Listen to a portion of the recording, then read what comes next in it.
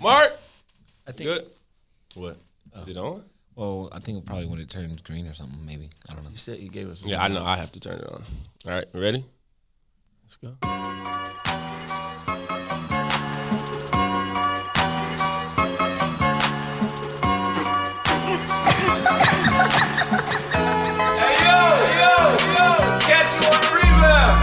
Catch you on the rebound. We have the Sharpe family in the building. What's up? Evening. So we have James Sr. Yes. We have Monita Sharpe here, and we have James Jr. The fifth, the fourth, and Monita Sharpe. Monita. Yes. There we go. Yes. How about that? The magic mode. Yeah, man. You guys are like my second family.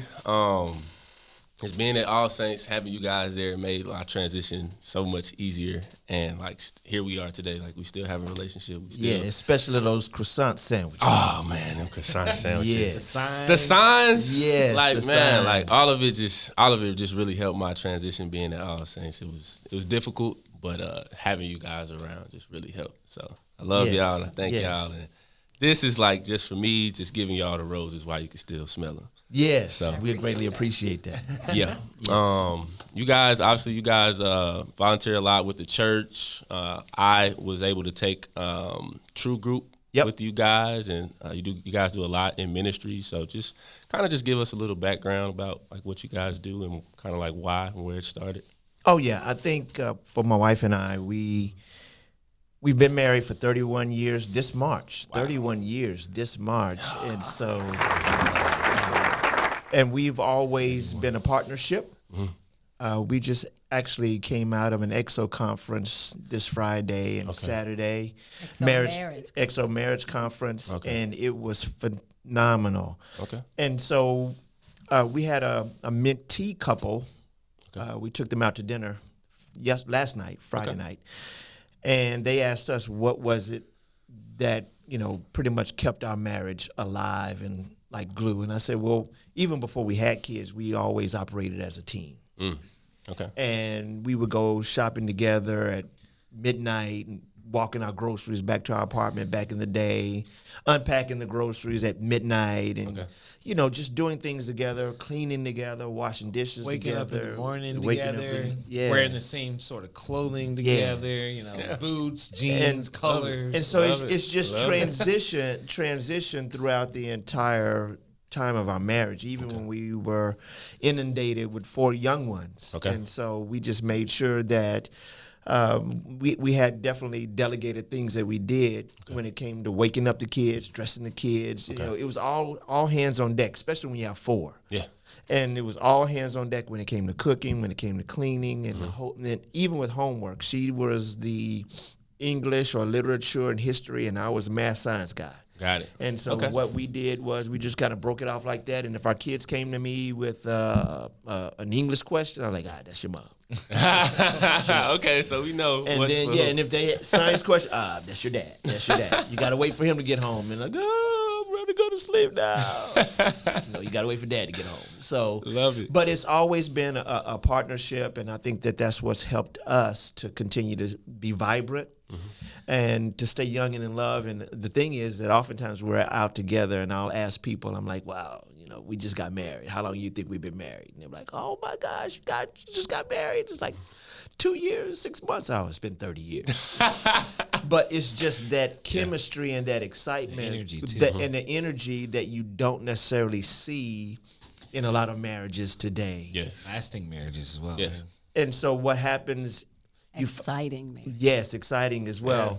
Yeah. And the thing is that look at she's just looking at me now. She just smiling. You can see it on her face. She just I don't even have to look at her, and I know she's just there, man. And so, but she's been my ride or die, man, from day one, and from before day one. As a matter of fact, we dated 8 years, not living together. Not living together. Long distance for 8 years. Yes, long distance. Separate high schools in the same city. Okay. Then I went to school in Atlanta, Georgia. Morehouse College, and then she went to school in St. Mary's College in Leavenworth, Kansas. So even during college, it was, not living together, but still dating and still, just really infatuated with each other. And before cell phones, right? Yeah, I was going to say, we had social media and text messages. None of that, bro. What did you guys do? We wrote letters, bro. 4-page letters. 4-page. We made a commitment that we would write 4-page letters, and 1 page was front and back. So it wasn't front, back, front, back. Yeah. No, it was front, back, front, back, front, back, front, back. Wow. And 8 pages. Yeah. No, man, it was 4. It's 4 right there. Look at that. Look at that. That's 8. He's like, that's 8. Technically. Wide rule, college rule? Yeah, no, it didn't matter. Okay. So it didn't matter. Whatever. She probably used college rule. I use wide rule. You're big and I love you a lot. Wide rule. Yeah, and I had a lot of space in between my letters. And, but it was all good. And so this was a time when you had to make long distance phone calls and you had to use a calling card, dude. Wow. They don't know what that is. And so that's way back in the day. A calling card. Like it's a SIM card. Yeah, but it's like they give you a card with a number and they add so many minutes and you have to pay. It's almost like what kind of phone was that back in the day? We had to add. Yeah. Go phone. Like a go phone. Like a go phone, but it was a card and you had to actually be on a telephone, man. You couldn't see each other. Couldn't see each other, man. Wow. And I was on a budget. My mom gave me 15 minutes worth of long distance a month. So I had to 15 minutes a month. 15 a month? For me. Wow. Because my mom was paying for it. So she had to decide. I had to decide how I was going to break that up. 15 minutes at one time or 15 minutes over the course of days. But he had a little more liberty and a little more money because he worked while he was in school. And the thing is that, when you're on a college campus, you had to go to a pay phone. And no phones in the room.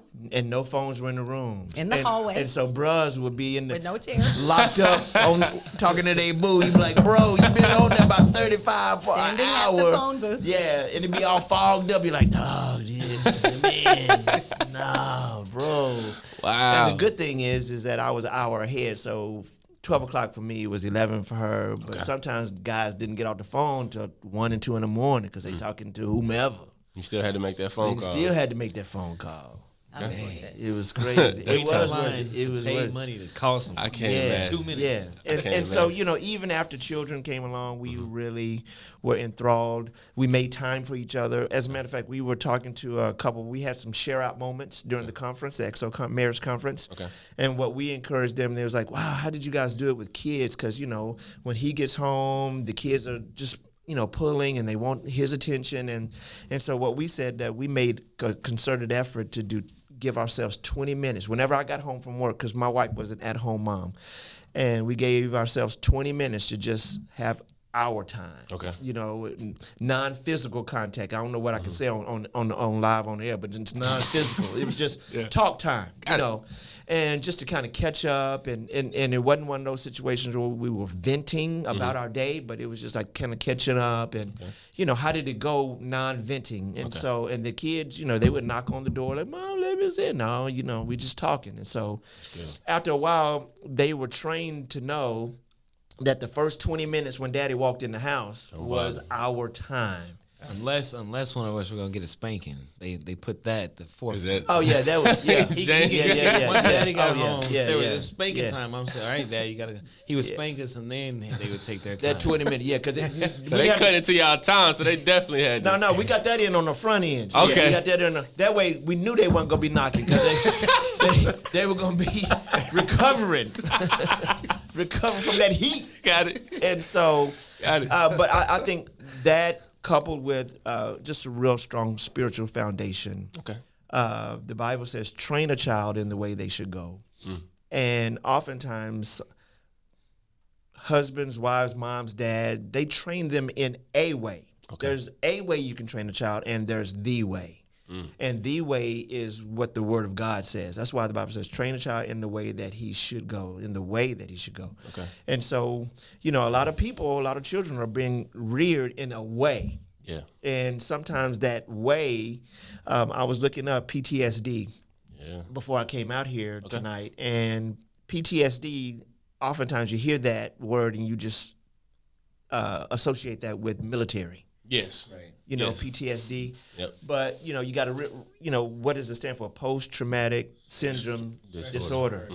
Or stress disorder. And the thing is that a lot of times kids are growing up in a traumatic environment. which is leading to some of the mental issues that we're seeing manifest today in kids. And I think that, just bringing it back to what my wife and I attempted to do, and we feel that we did a very decent job, was just train them in the way that they should go, in the way. And I think our kiddos have had a good foundation. And the Bible says, and when they are old, they will not depart. And so it doesn't matter how far off track a child may get, if you train them in the way they should go. The thing is that, and I tell my wife oftentimes, is that we end up have to trust the training. You know what I'm saying? And I'm just looking at catch you on the rebound, is that about muscle memory. You know about muscle memory. And so once you train that muscle enough, it's nothing to go, or if it's a 3-point shot, or if it's a free throw, or if it's just something in the air that it's just muscle memory. And I think that at this point in our lives, our children are adults, and we just now have to just trust the training. Regardless of which way they may stray or get off track, we just trust the training.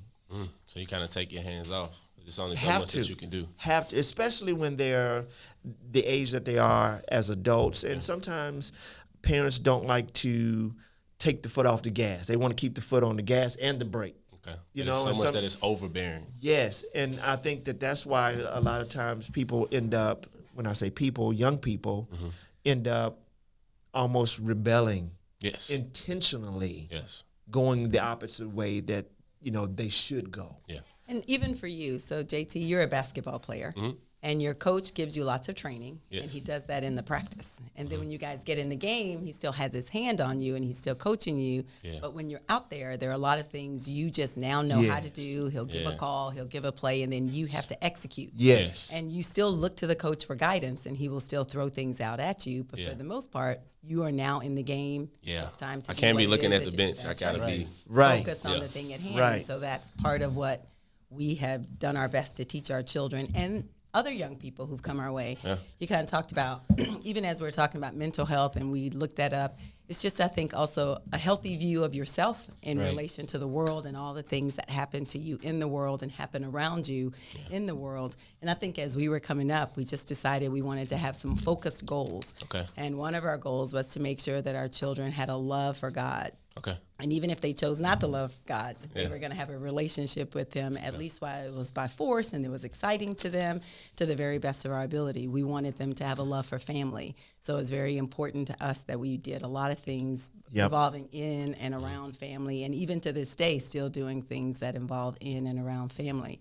And just to piggyback off of that, just in your intro, JT, I think that my wife and I made it a goal to entreat anybody that we identified with. And being in an environment like All Saints, where there's not a whole, the ratio of black to white was not that good. And so it didn't matter, whose kid you were. Even if you were a white kid, we embraced you as a white kid. If you were a black kid, Asian kid, we embraced you. So we've always had that family mentality. Keep going, sweet. Right, and so that's a part of it, just the inclusivity of our kids' friends and whoever, still bringing them into our family and making them feel a part of our family. And then we wanted to teach them also that history is important. And we wanted to give them a love for history. I mean, this is Black History Month, African American History Month. When our kids were growing up. Black history. Black history. We don't need to be politically correct. It's Black history. So then, even as they were growing up, teaching them their history as blacks. Is that who we are? Colored, Negroes. Watching Negroes, Watching the eyes on the prize, really making sure that they understood that, giving them a good value of history, and then also education, because we believe that education is an awesome tool to take you from point A to point B. And when we look at our country, regardless as to how we feel about it, part of the reason why we're a first world nation is because we promulgate education. When we look at all the countries that don't promulgate education, a lot of those countries are third world countries, and the people are there's a lot of impoverishment and in poverty. They're a lot in poverty because they don't have the education to do what they need to do. When we look even at people in this country, the haves and the have-nots, most of the haves have some type of education. True. So that was something we also wanted to lay out, and that we really focused on with our kids and anybody that they brought into our sphere of influence. Yeah. The only thing we wouldn't do as readily for anybody else's kids, I always say this, is we would not be as quick to pop them, but we would pop them. Because we definitely believe in disciplining children. That's scriptural, Proverbs 23, 14, 15, and 16. If you chasing your child with the rod, you will spare him from a fool's death. So we definitely believed in that. And then the other thing I always say is I'm not as quick to wipe their little dirty noses with my hand. Now, my kids, I would do that with my hand. But somebody else's kids, I might need a tissue. I might need their shirt. But as you can kind of attest to, you didn't spend a lot of time. You didn't spend really any time at our home growing up when we were growing up at All Saints. But then at All Saints community, you know, we treated you pretty much like we treated anybody else. Anybody else. That's true. And James can even attest to the fact that, you know, growing up, all of his friends who came over, they got a lot of the same treatment, good, bad, or indifferent. Right. Yeah. Reading books, Yeah. lessons, Some of chores. them didn't want to come over because they would have to, before they could go outside and hoop, they had to read a book. had to read. Really? They give you a summary on the book. And Really? It wasn't a Dr. Seuss, one fish, was a two book. fish, red fish, blue fish. I mean, at least a couple chapters of the book, you know, whatever it was, you know, just. And drinking that milk and drinking that water before you could drink. You had to have a happy plate. Some kids, you know, grow up, they can have leftovers or stuff on their plate that they throw away, gives a dog. We had to have a happy plate, which meant nothing else. Nothing on the plate. That's how my daddy was. You had to sit there until you was done. Yep. That's it. I like your daddy. Yes, waste not, want not, right? And so, and then, you know, we definitely had traditions in regards to, we ate as a family. Most oftentimes we ate as a family at the table. Okay. And we believe. We kind of had designated meal times. We had- Breakfast was any time before 11. Lunch was at 11. Dinner was at 5.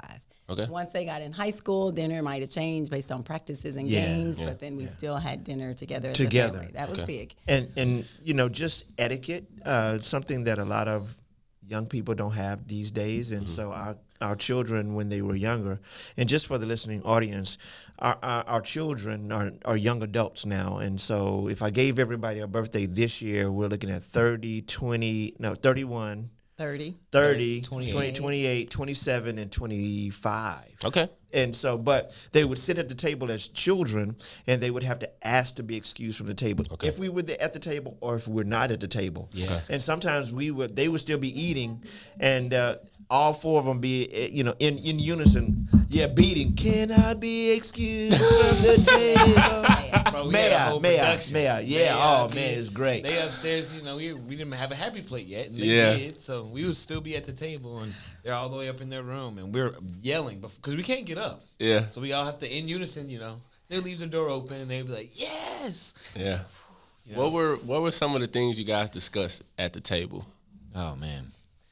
You first. I was young, but from what I remember, it would be kind of how was your day, right? Okay. So I mean, we're talking about at the table, but it all started in the morning at the table for years, right? Okay. We wake up before we went to school, before he went to work, before she went to work, whenever she was working, we would all sit at the table. Sometimes he wouldn't necessarily be with us, out of town or whatever, but as a family, we would sit at the table in the morning before 6 o'clock, and like I was telling you about, have our Bible time, right? Okay.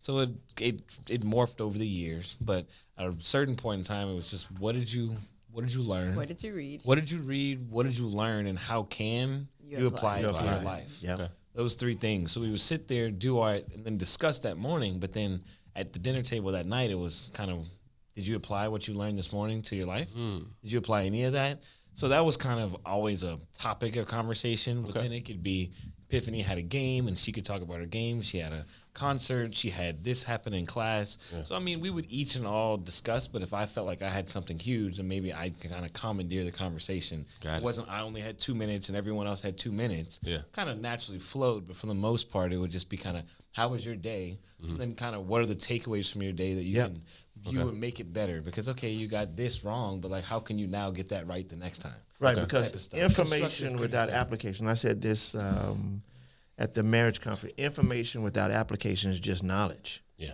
But then information plus application is wisdom. And when I grew up, like that. What are you talking about? He just said that. Yeah, you did. Awesome. I did. Teach him well, man. I said that on my phone. My mom had 9 kids, and then it was my mom and my dad, and somebody always lived with us. Okay. I had some sisters who always had troubled friends, and they got kicked out, and my mom always was home for them. So there were lots of extra people in my home. But dinner was just a very important time, and sitting around the table and talking, just having conversation was very important. Okay. In my husband's upbringing, there were just two of them, and they didn't always have dinner together as a family. 7 years apart. 7 years apart. Okay, that's So a big when gap. we got married, that was a non-negotiable for me. I remember how important it was for us to sit around at the table and have dinner. So We didn't have that decided- concept No. when I was growing up. I mean, my dad would cook, and we would just go to the kitchen, fix our plate, and then we couldn't eat in our bedrooms. So you had to either eat in the kitchen or eat in the family room, watching TV on a TV tray. But sitting at the table, oh, bro! I mean, that was if we did it, it was very, very infrequent. But that's something that she grew up doing, and she said, "Hey, this is what we're gonna do as our family." And I said, "That's cool, because let me see how that works." And going back to what you're talking about, mental health, that's a great place to communicate. Yeah. It's a great place to get therapeutic. some of your issues out. And it's a great place to. I talked about bonding as a family, or the family moments, and it's a great place to bond as a family. So we kind of all know what's going on in each other's lives. Okay. When the children got older and they had the cell phones, what's the cell phone rule? Oh, no cell phones at the table. Right. No cell phone at the table. More Not breakfast, during lunch, dinner. No. Not at the table. Nope. I mean, even if we're out to dinner, No cell phone. We put our cell phones all in the middle. Some of us don't always subscribe to those Right, and rules. sometimes we have to confiscate the cell phones just to make sure, even though they're much older now. But the funny thing, and we kind of talk about this, and I think James even went to Tyrone's graduation, and the guy was talking about technology is meant to bring us together, and all it does is separate us. Because while we're together, we're working really diligently on being apart by being with somebody else from somewhere else. So we only have the moments that we have. So while we have those moments, we want to optimize those moments. And so that's one of the things that we took very seriously in the Sharpe household was, I mean, I knew the day would come when they would not be sitting around the table with me collectively. Yeah. So while I had that day, and sometimes as parents, we ask for these children, we have these children, then we can't wait until they're gone. Right. And that was not our philosophy. They are going to be gone away from us longer than they are with us. I mean, I expect my children to live to 80 plus years old, and they're not going to live with me all of that amount of time, right? That is right. Okay, just making sure. They're not going to live with us all of that time. Yet. No. You're good. You're good. So we wanted to enjoy the time we had, those formative years as family, building relationship. And then, just like James said, I think he learned when he went off to college, one of the things that he and I missed the most about each other was our conversations. Okay. He went to All Saints, and you know where we live. So it was a nice, long drive for them. So also, every day in the car on the way back, we got a chance to kind of talk about what happened in his day, what happened in all of their days, which helps to build relationship and build community. But I mean, to kind of piggyback off what they're saying, like, I think it's therapeutic for the family to engage in those activities because then it gives the kid a voice, right? It lets the kid know that little Billy in class was torturing him or bullying him, right? Okay. And Billy's friend Bobby joined in, right? Okay. I'm a third grader, and they're saying that my head is big and that I look like an alien because I have a big head, right? Yeah. So I walk home, get home, my mom, and she sees I'm all downtrodden, and she sees I'm in a sunken place, so to speak. For what's going on? Did you get in trouble today? Are you gonna get a whooping from your dad when he gets home because you got a bad report from your teacher? Like, what's going on? Then I tell her that I was getting made fun of, and then she fortified me with the knowledge. James, when they say you have a big head, that means they're saying you have a big brain. So they're saying that you're smart. They just don't really know that they're calling you smart. So they might think that they're making fun of you, but they're actually calling you smart. Wow. So I go to school the next day, and Bobby and Billy are calling me big-headed, and I'm like, they're saying I'm smart, But for the kid that never had his mom to help him view that experience through a different lens, or help his mom say, who cares what Bobby and Billy says, right? I think my dad, I was playing a Little League game one time, and It's playing football. against Hallmark, It's football. I mean, so he was playing Mansfield Pop Warner football. Okay. Primarily white kids. Playing with some elite white kids, suburb kids. Yeah, elite, really elite. And so then we go over to the hood, Blue Raiders. Oh yeah, The no, Blue Blue Raiders. Raiders. I played for Everman. I played football. There we go. So this is the first It time. was Hallmark, not Blue Okay, Hallmark. Yeah. So he's there, and those black kids. It's a different over environment. There, yeah. So he's on the field, and then they talking like, man, your mama ugly. Your mama's so fat. Your mama's so fat. And then he comes over to the sidelines crying. I'm like, oh my gosh. And I'm like, dude. I said, you okay? He's like, they called my mama ugly. They called her fat. I didn't know what high side was until I played them kids, man. Yeah. He didn't know nothing about mind games. He playing in Mansfield. Yeah. So, and so then I said, dude, is your mom fat? And he's like, no. I said, is your mom ugly? No. I said, well, then go out there and play, man. Get it. Yeah. And it's just those little bitty moments where if I didn't ever have that kind of support system, that really helped. Because there's kids who now think they're ugly, right? Yeah. Kids are told that they're ugly, and they never got affirmed by their dad that you're a beautiful man. He's not. But he's telling me, like, you're a good-looking man. You're a great person. Your mom tells me you're beautiful. You're awesome. You look like me. You have my smile. Yeah. And I was like, and my big head. Yeah, and her big head, big block head. But just them affirming me as a child, right? A lot of kids don't get that. Right. They deal with the post-traumatic stress associated with all of that trauma that they had as a child, right? So then it can leak over into your adult life, right? I mean... And sometimes I think we take this whole bullying thing too far. If you go and you look up what bullying means, it's somebody picking on you when you can't control what they're picking on you for a consistent amount of time. But every time somebody says something you don't like, now we call it bullying. And that's not what bullying is. Okay. And in our day, we kind of talked about when somebody picked on you, which is the same thing that we did with our kids, just fight back, not physically, but learn how to get some girth with about your you. words. Yes, you can't always control what other people say. You can learn how to control how you respond to what other people say. And that's not what we're doing. We want to control what everyone says as opposed to controlling ourselves. Yes. Well, your response. When you have a healthy view of who you are, it still hurts. Words do hurt. Yeah. I mean, we were growing up, we used to say, sticks and stones can break your bones, and words will never hurt you. That's words not true. Hurt. Words hurt. I learned really that the hard hurt. way. Yes. But you have to learn how to fortify yourself against words. And we always taught our kids, you got to pick and choose whose words you're going to receive. Because that kid out there on the football field, his words hurt, but those are not the words you choose to receive, because that kid doesn't get to speak into your life. Your parents get to speak into your life. Your mentors get to speak into your life. Your family gets to speak into your life. So those are the words. They can still hurt. Speaks into your life. Right. Yeah. Those are the words that you want to fortify you. Those are the words that you want to build you. And when you hear words from other people that tear you down, you have to have that defense mechanism to build you right back up. I mean, one of her staples is it edifying or encouraging, right? So is what you're saying edifying or encouraging, right? Is it building someone up? Is it encouraging them? Because if not, then why are you going to say it, right? Yeah. So like if you can speak the truth, but in love, right? She would always want us to speak the truth. Like I think AB was talking about be honest, was what his uncle told him, always be honest, speak the truth, but in love. Yeah. And then do you really even have to say that? Because is it going to help that person or is it going to hurt that person? Even if you're giving someone great information, right? If they don't receive it. So if I yell at you and scream and whatever, I could give you the most Socrates, the most biblical best advice, but I'm yelling at you so you don't necessarily receive it well. But if I come to you and I'm speaking to you, hey man, I really think you could improve by doing this, that, or the other, and then I give you this, you're like, whoa, and again, I can give you the same information, but if I don't speak it in a certain way, you're not going to receive it. The way that you deliver the message. Oh, deliver is everything, for sure. Yes.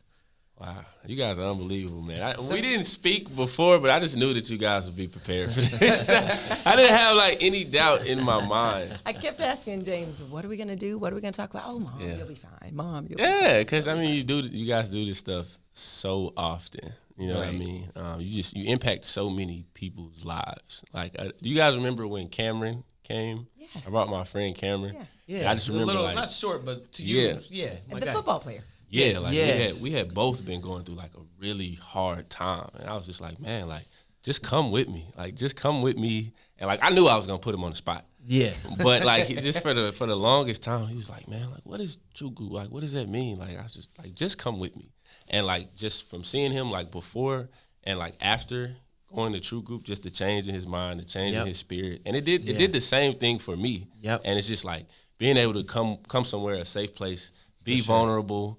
Talk about your issues if you choose to. Correct. Or listen, but also, like you say, get some knowledge and some wisdom. Yes. And I think that's a missing piece in a lot of people's lives. Of course. Where vulnerability, they've built up so many layers that you have to peel back so many layers before they can become at least the thought of being vulnerable. Right. Okay. And So it kind of has a negative stigma of being vulnerable, right? yes. Yeah. And want to not be. And the thing is that once a person can be vulnerable, then they can grow. Yes. They have the opportunity to grow. Right. But when you're having to fight all these layers, and then you have, as a matter of fact, one of the pastors was preaching last night, and he said, if we can get to a place where we can peel back the layer of fake. Okay. And how many fake layers are shielding us, faking our belief system, faking what we were told we were going to be, faking this and faking that. And so now our life becomes a fake.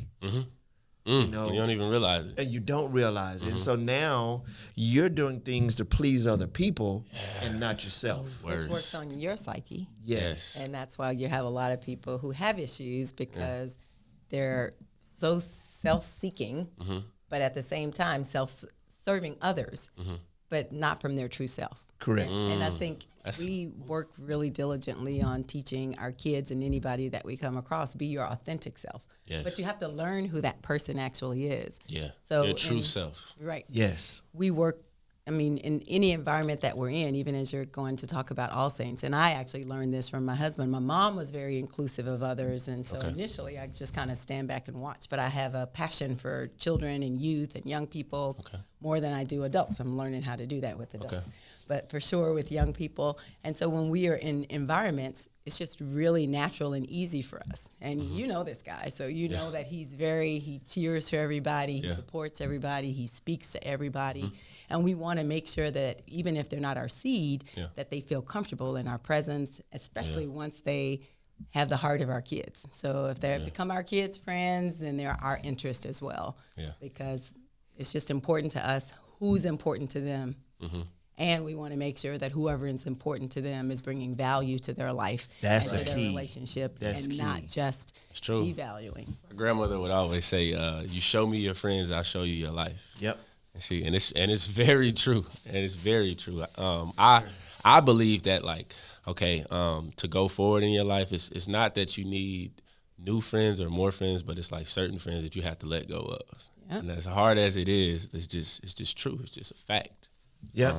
We used to have, you've been to True Group, and in True Group we put little sayings on the wall, scriptures on the wall, sayings that come out of whatever it is that we're talking about, just to remind us in that season of some of the things. And one time on the wall, one of the things we had was that little saying, you have people in your life for a season, or a reason, or for a lifetime. And you have to decide that, because there are some people who are going to be there for a season of your life, good, bad, or indifferent. Right. But it's just a season.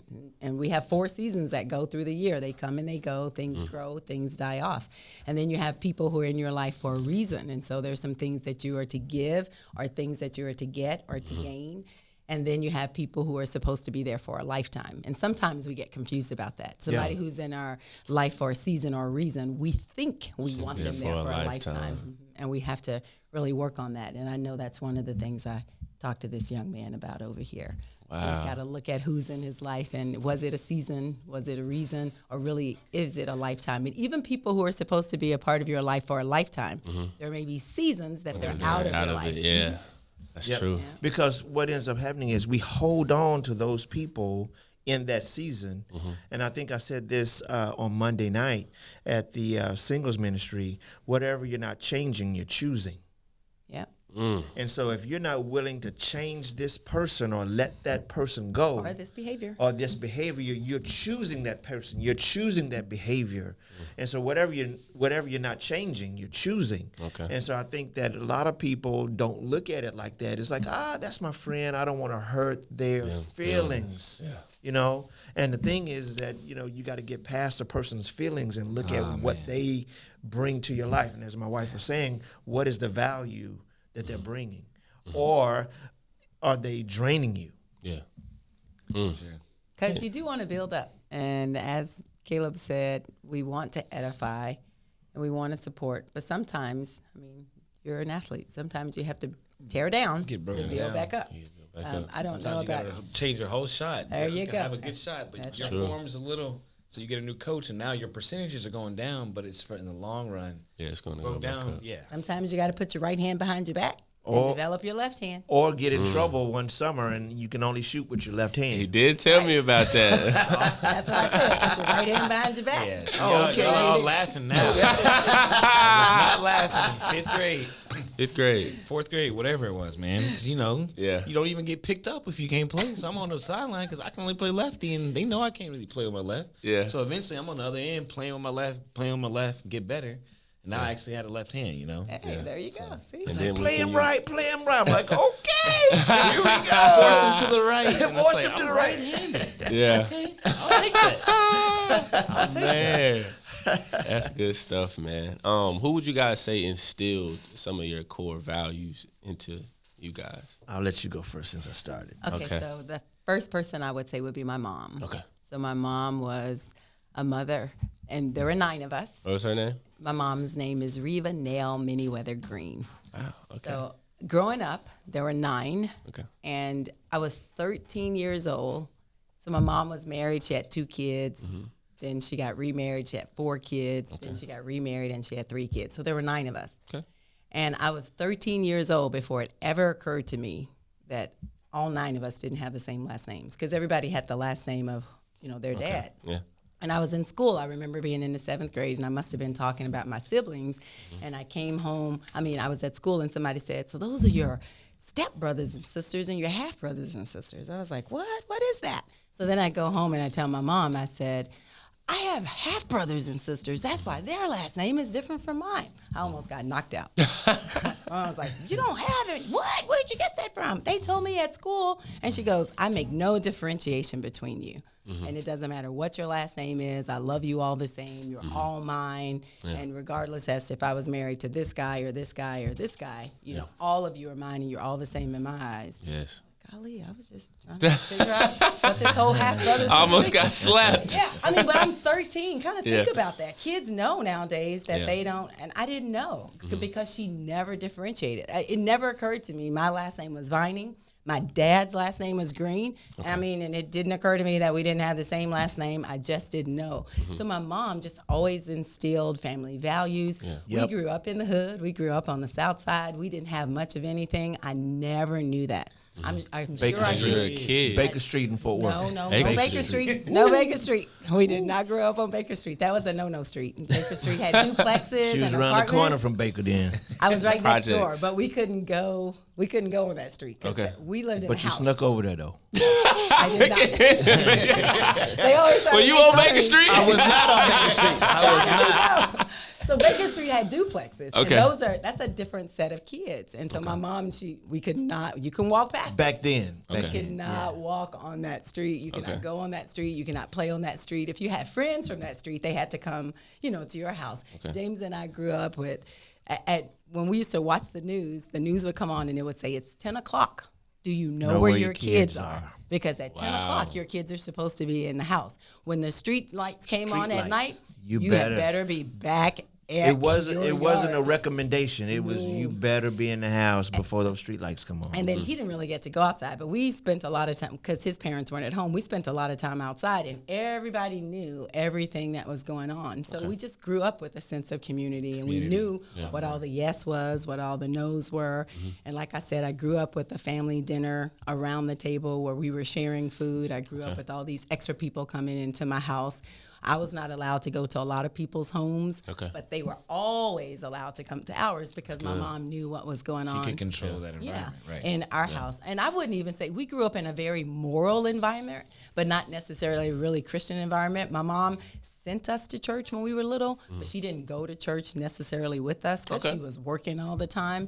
And so I just always grew up thinking we had family nights, we had family vacations, and little did I know, not very much was happening during those family nights or family vacations, but we were together as a family. Dedicated time. Yeah. And so it didn't occur to me, we didn't have those big ritzy things that other people were having. We just, we were both products of, or I was a product of busing.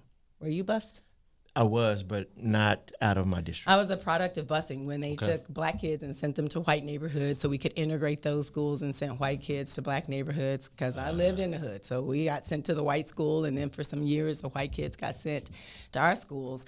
So when I was interfacing with those white kids, they had way more, than we did, but we always, not that they didn't, but we just really had a sense of family. And I knew coming into my relationship that I wanted that.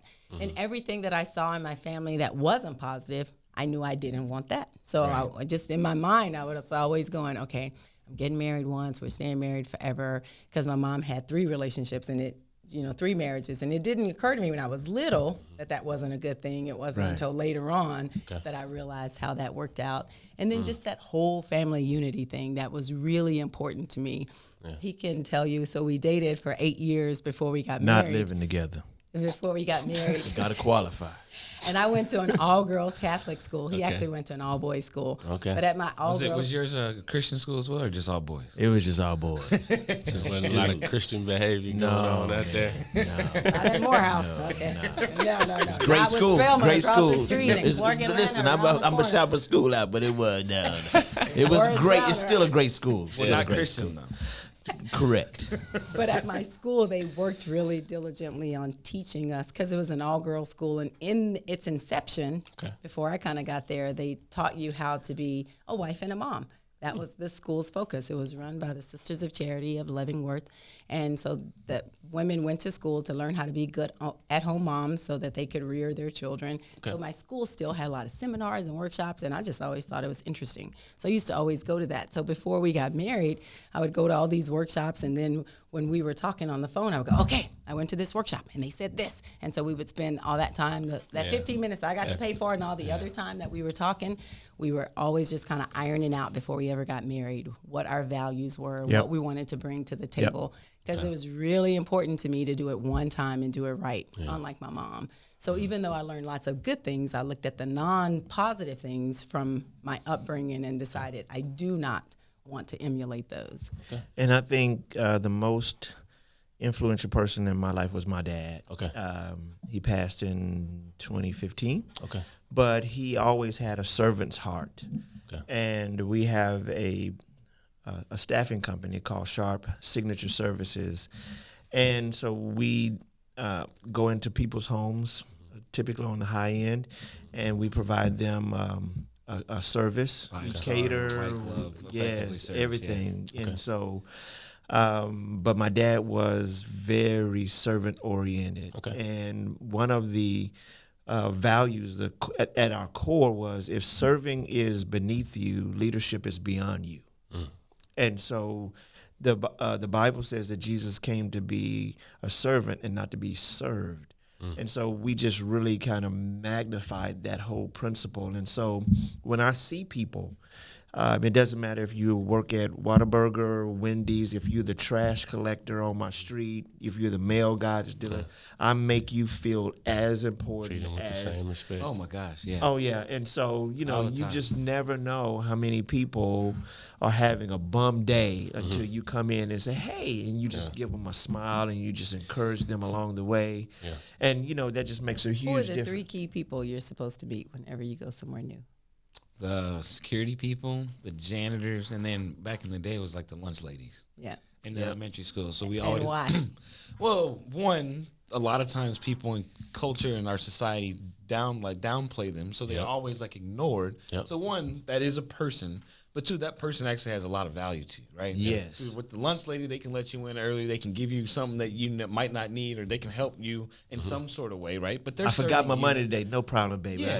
But that lunch lady is serving you. The janitor is serving you. But the janitor, guess what? He has all the keys, right, to every single door. So if you need, hey, I left this in that room. But if you're really cool with the janitor, he'll be like, I got you. Same with security guards. But it's those people that are serving you, and often they aren't given those thank you. They aren't given the gratitude, respect, especially from the kids. I mean, these are it's a hall monitor guy, right? He's just walking down telling the kids to get to class and whatnot. But he's always trying to be avoided people. But if you walk up to him and treat him like a real person, it just, 1, makes his day, 2, makes your day, because you see that you just helped someone put a smile on their face. But then 3, they actually can really help you in a way, so to speak. So going back to, before I get back to you, sorry, honey, but going back to All Saints, there was the security gate We knew all those people at the security gate. We took good care of them. They stopped everybody coming in. As soon as they saw the Sharpes, they just waved us on. They didn't write our names down. You know, they knew who we were because we established a relationship with them. And we treated them like people. Because they were. Because they are people. Yeah. And the thing is that, you know, when you treat people as people, regardless of their title, what they do, how much money they have, and we used to say this all the time in True Group, he who has the most toys still dies. Right. You can't matter. You can't take it with you. You can put it in the ground with you. Right. You can take it, but where it's still there. It's As a matter of fact, the ancient Egyptians are proving that. They tried to take the gold. They tried. Right. We found it. Took it back. Right. Took it back. And so the thing is, I think just having a servant's heart, servant's mentality, and in the kingdom of God, there's no big eyes and little U's, but oftentimes we look at it like that. You know, a lot of people place pastors and leaders and on pedestals. Yeah. But in the kingdom of God, there's no big eyes, there's no little U's. And if we just all look at each other, that we all have value, and if we can all highlight the value that we have, that's really encouraging. And I believe that will make the world a lot better place to live. Yeah. However, we're not trending in that direction, but if it starts with like a snowball at the top of a hill, you know, over time it will grow. Yeah, little by little. And so therefore, if my dash from 1965, to whenever my end date is, if my dash, what's going to be my dash? What is my dash going to say? And, you know, my dash should be able to say, this guy served people. I mean, today, part of the reason why we pushed back the time and kept pushing back the time, he went to go get a haircut. That fresh cut. And then he put a hat on. Right. What is that? So as he always goes and he gets a haircut. But you know what he does after every haircut? He sweeps up all the hair in the barbershop. Before that haircut, too. He walks in, you know the way he dresses with his bow tie, his suit on, because that's his profession, you know. But he walks in there and, I mean, effectively rolls up his sleeves, but by all intents and purposes, goes and he sweeps. The whole barbershop. The whole shop. The whole shop. And he walks up on the little thing, on the little platform, right and sweeps in between where guys just get out of my way. Hey, you know, right where the hair is underneath their feet, you know. And he's paying to get his hair cut. But in there, he's serving. Yes, they have somebody that's their job, and then somebody else is supposed to do it. But on the days that he comes in, I guess it maybe is a little bit easier because he's already done it. I mean, so just the servant mentality. Nobody told him to do it. Nobody asked him to do it. He just saw a need, met a need. And I think that's what my dad really instilled. If you see a need, if you can meet that need, meet the need. And that's biblical. What does it cost you, right?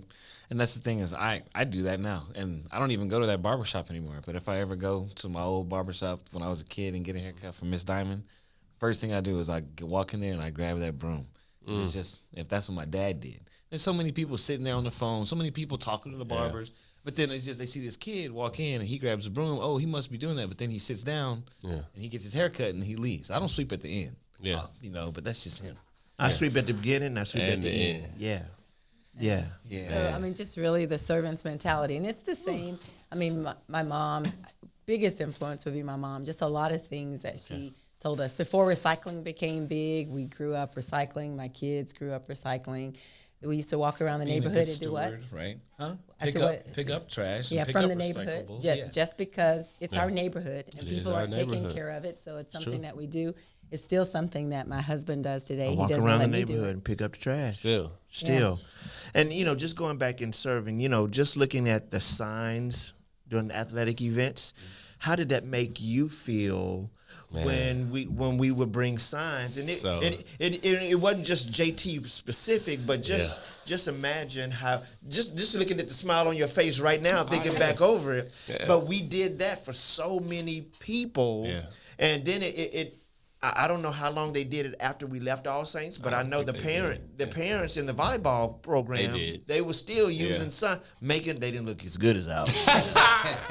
And then when we went to Shekinah's collegiate volleyball games, we made signs, and then rugby games, and then the rugby games, people would start making signs and holding the signs up. On day one, somebody at Dartmouth had signs over in the Dartmouth section. So then the next day, UT wants to have signs. Yeah, we gonna have some signs too. Yeah. You know what I'm saying? Yes. Yeah. And so it's just that. Yeah. Honestly, man, I still have all the signs. I still have them. Awesome. We do too. We have A whole garage. Really? All around our garage Because, walls. they played every sport, and there's Yes. 4 of them. So it's so Wow. many signs. Yeah. Yeah. To me, I guess it was like it kind of like made me believe a little bit more, you know, because I really wasn't that into it. I was just tall. And everybody always told me I was tall, even still to this day. Like I love it, and it affords me to like travel and earn an income. But like I'm starting to learn like what my purpose is. Like I grow through community, like being able to be around you guys and see what you guys do. Like, yeah, I want to serve. I want to be able to serve people. If that's through mental health. I mean, a couple of days ago, you were at the school, right? I saw it online, but it's just whatever you up there speaking and doing, you're definitely serving. At all. It was TCC. Oh, okay. TCC. One of my friends is a professor at TCC, and she let me come speak to her class. Oh. Nice. And it's just those small little nuggets that you may not know who you impact. That little seed in that class, that seed. Yeah. And then the most telling thing is when that person sees you just out of the blue. It's like, man, you came to my class and you really inspired me. Feels good. And, I taught in the school system for 14 years. Then I retired. Okay. Yes.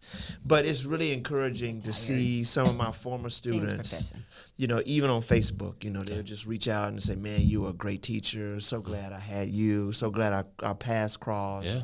And more than they're talking about him teaching content, they're talking about character. And all those life lessons. Coach Watts is a great coach, but we learn so much more outside the game. Yes. And that's kind of what they're. It's true. Yeah, and that's what they say, and that's always commendable. Yeah. That's really good testament to what he did in the classroom and outside of the classroom, just in character. Yeah. Mansville used to have an award, they probably still do, top 50. Okay. And so the top 50 students that graduated from the school, they got to pick the one teacher who impacted their life the most. From K through 12, right? From K through 12. K through 12. And so they would tell him, so every year somebody would pick him when he was teaching there. And every year, so each teacher, it has to be 50 different teachers. Like you can't pick him and he picked him. So you can only get picked by one student. And every year they would go, oh, the kids fight over you. They fight over who's going to get you. So they have to figure out who gets to pick him. And I think I won that award. I was at Mansfield High School 7 years, and I think I won it 6 out of 7. Okay. Wow. And then you won it. Says a lot. You won it too. Then I think 2 years after I was retired. Why you keep saying it like that? Because he's 40 years old, and he's not really retired. He changed professions, but he likes to say retired teacher. So I go, you're not retired, but okay. Yeah, but even 2 years after, I still got the award. Because he had still, taught some students. And I just think that's commendable. That's really impacting of how God used him to serve some people. And we may be talking about us, but who it is that we are is only made up of who God is in our lives. Exactly. And because we are yielded vessels to his word, to his will, and to his way. Yeah. And there are lots of things that I do not want to do, but because the Bible tells me to crucify my flesh daily and to make sure that I'm an example of who Christ was. He didn't want to go to that cross. He didn't want to die, but he chose to be obedient to what he knew needed to happen for the greater good. Yeah. And I often talk about that to my children, and I remember that myself. What's the greater good? This is not about Monita. This is about the greater good. How can mankind be serviced? And so a lot of times I have to just crucify my flesh and die to myself for a lot of those things. And that's one of the things that we talk about. We're not always wanting, but we are willing. And so it's not our will, but his will be done in our lives because we're yielded vessels to him. Yep. Wow. I read something, and it was like, are you available on your time, or are you available for God's time? So just like you said, like, and when I read that, I was like, okay, because it's a lot of things that I don't always want to do. Right. But if I think about, okay, if God wants me to do this, then I just have to do it. Like with no feeling involved, with no like, oh, I'm tired, I don't really want to go over here. I just go and do it. The Bible says that we are God's workmanship created unto good works. That's right. And so if it's a good work, you got to crucify your flesh sometimes because, to your point, there are times that you just don't want to do it. Right. But it's a good work. Our pastor... That's in my lesson tomorrow, by the way. Okay, good. Pastor said this at one time. He said that there was this older lady that he actually stayed with. No. He was in college, or Bible school, something like that. But he was in school, and this little old lady, he would give her a ride to church. And so, God blessed him with a car. He'd get a ride to church. And then there was one day he just came back to school, and he just laid on the bed, wasn't going to church. And guess who called him? This little old lady. And so then he said, I don't want to go. I don't want to go. And then he told the lady yes, but he said yes, but he still didn't want to go. So he had to lay there and say, you know what? I'm going to go. I'm going to go because it's a good work. Yeah. Right. You see what I'm saying? And so. Wow. Okay, so we got a few more minutes. So I actually want to flip the script. So I want to ask you guys each individually to ask me one question, because I believe that you like I continue to say, you grow in community, you grow when you're challenged, and you guys have always done that, So I just want to ask each of you to ask me one question. So how old are you? 27. So at 27, if today were your last day on the earth. What impact would you say you have made in the lives of those around you? Legacy. Well, okay, so this is what I believe. I believe that, like we were just talking about, sometimes a lot of things that I don't want to do. Sometimes I do those things so that other people will have the confidence to do the things that they really want to do, that they're afraid to do. And I feel like I didn't do as much in my early stages of my life, but once I've figured that stuff out, I tried to do as much as I can, with every day that I have. Not every day, but any opportunity that I get. So I'm not I don't think that I've completed what I would want to do, but I think that I've done a lot. So I would be proud. I'll go. What is the one rewarding thing that? It's okay. I got it. What is the one is you can ask him off the air. What is the one thing that is rewarding about what you're doing right now with the podcast? Man, just knowing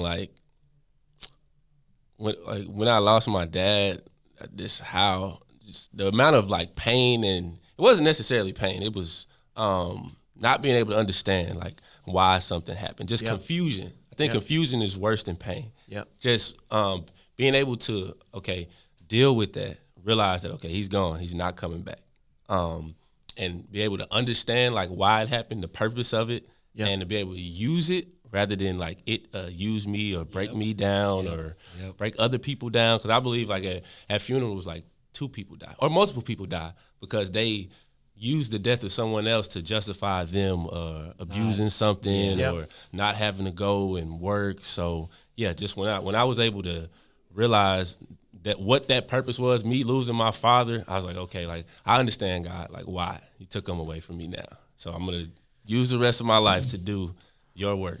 Right. Okay. Good. And what piece of advice would you give to your younger self? It could be something you learned today that you would tell yourself yesterday, or it could be when you were 16, when you were 15. What piece of advice would you give your younger self or to a 15-year-old watching right now? Shoot for the stars, man, and don't waste time. Just because I can remember being a kid before I really started playing sports. I was really a fun kid. I was super smart, and it's more so my environment and things that kind of made me I want to be the cool kid. So I let my grades drop a little bit, and I start. Yeah, but the hood can be a good thing. You know what I mean? The hood is a good thing. Yeah. So the hood got to me, but I don't know who it was that said twice a kid, once a man.